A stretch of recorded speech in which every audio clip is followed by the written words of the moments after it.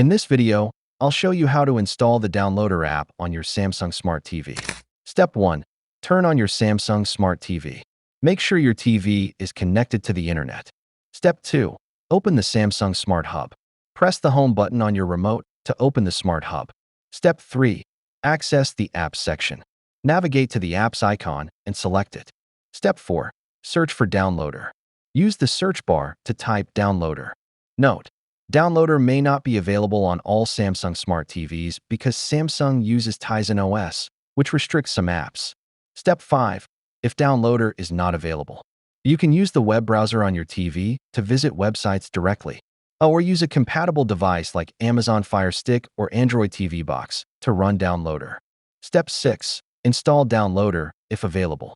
If you find Downloader, select Install and wait for it to download and install. Once done, open the app from your apps list. Thanks for watching. If this helped, please like the video and subscribe for more smart TV tips.